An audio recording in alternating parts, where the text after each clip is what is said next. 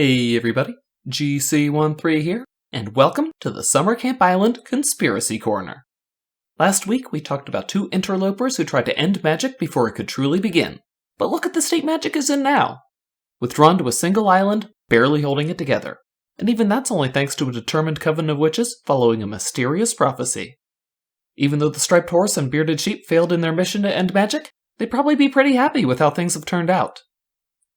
Now, a conspiracy corner theory isn't about whether or not there's a conspiracy afoot in the show, but in this case, I argue that there is.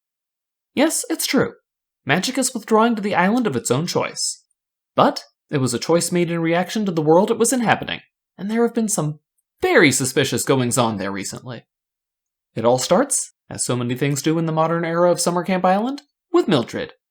When she threw her tantrum, she may have let her anger out, but she also traumatized the populace. They were especially bothered by having their hands turned into feet. Mildred may have disappeared into the woods, never to be seen again, but that trauma would cause people to keep her memory alive, and eventually lead them into making magic feel unwanted. The first real damage was done more than a century after Mildred disappeared. It was the start of the Great Repression. People observed that Mildred was highly emotional during her outburst, and decided that if emotions were outlawed, then there could be no more tantrums, and therefore no more hands turned into feet. I told you that really bothered them. Emotions are the key to magic. It's cornerstone. Oscar is a glowworm, a magical creature responsible for spreading the good vibes that allow other magical creatures to thrive. And you saw how poorly he reacted to the news of the Great Repression. We can only imagine how hard the diamond itself took the news, especially since it had to live with the Great Repression for a lot longer than Oscar did. Thankfully, the ban on emotions was eventually lifted.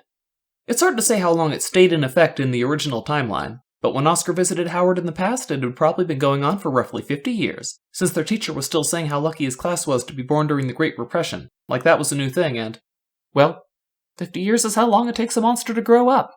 Okay, so it takes 50 years for a monster to reach adulthood.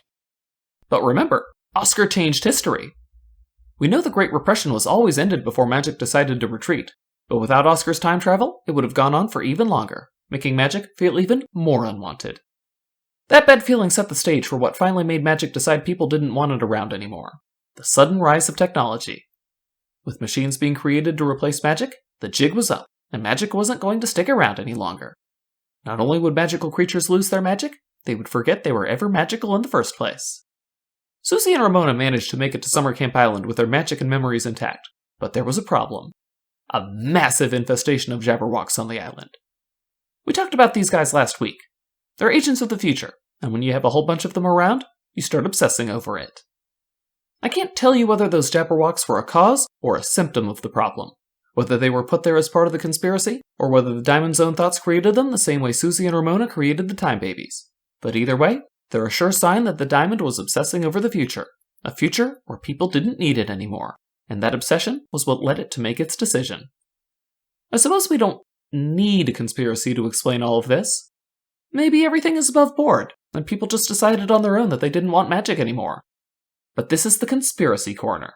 I'm seeing a pattern, and I can't help but think it's a clue left by the writers to tell us that something is clearly wrong. First of all, look at the timing of the Great Repression. It started more than a century after Mildred's tantrum, and that was it.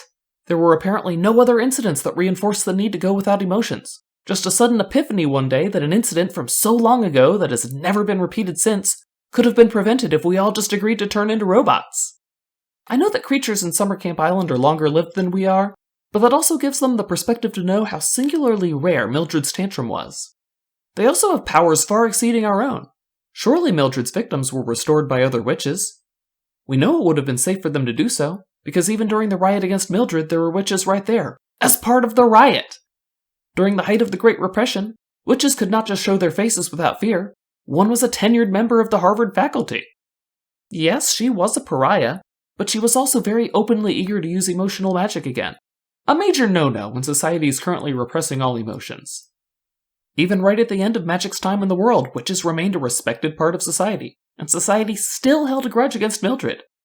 In fact, just like how they started the Great Repression because of Mildred, New York's mayor would even bring up Mildred to justify replacing witches with technology.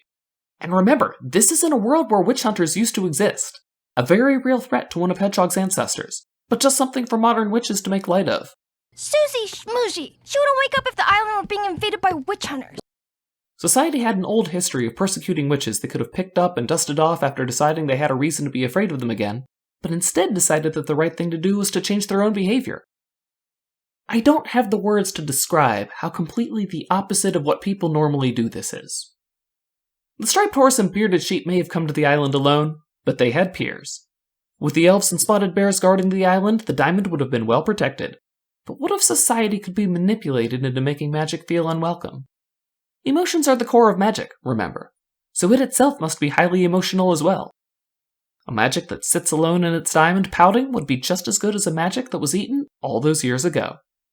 I'm sure future seasons will continue to expand on the backstory, but keep your eyes open. I think someone is working in the background, using the memory of Mildred to create a magic-free world. What do you guys think? Are there malevolent actors keeping the memory of Mildred alive, or is that just how people are? Did the diamond accidentally create the Jabberwocks, or did someone else bring them in? Let me know down in the comments below. Like the video if you liked it, dislike it if you didn't, and make sure you subscribe to the channel for more cartoon videos.